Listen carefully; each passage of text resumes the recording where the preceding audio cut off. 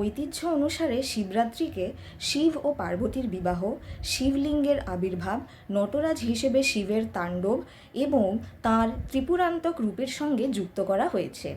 শিবপুরাণে বলা হয়েছে যে ভক্তরা আধ্যাত্মিক বৃদ্ধি, সুরক্ষা এবং মুক্তির জন্য প্রহর ভিত্তিক শিবরাত্রি পালন করে থাকেন। শিবপুরাণ অনুযায়ী মহাশিবরাত্রি পুজো আদর্শভাবে 4টি রাতের প্রহর জুড়ে করা হয়। মহাশিবরাত্রি হল ভগবান শিবের উদ্দেশ্যে নিবেদিত পবিত্রতম রাত, যা উপোস ও মন্ত্র উচ্চারণের মাধ্যমে করা হয়।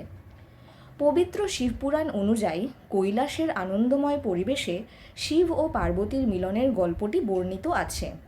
কামদেব যখন তার বন্ধু বসন্তকে নিয়ে কৈলাসে ধ্যানরত শিবের সামনে পৌঁছালেন, তখন কামদেবের আধিপত্যে তিনি কিছুক্ষণের জন্য চোখ খুলে আদিশক্তির আরাধনা করেছিলেন।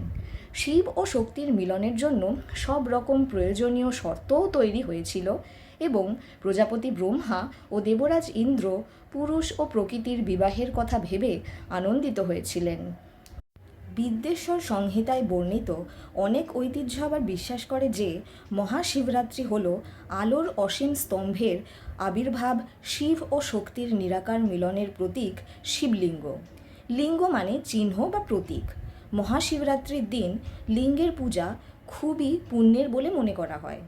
শিবলিঙ্গের সামনে ওম নমঃ শিবায় পাঠ করলে ভক্তদের প্রতিটি ইচ্ছা পূরণ হয় এবং শিবতত্ত্ব উপলব্ধির পথে পরিচালিত করে।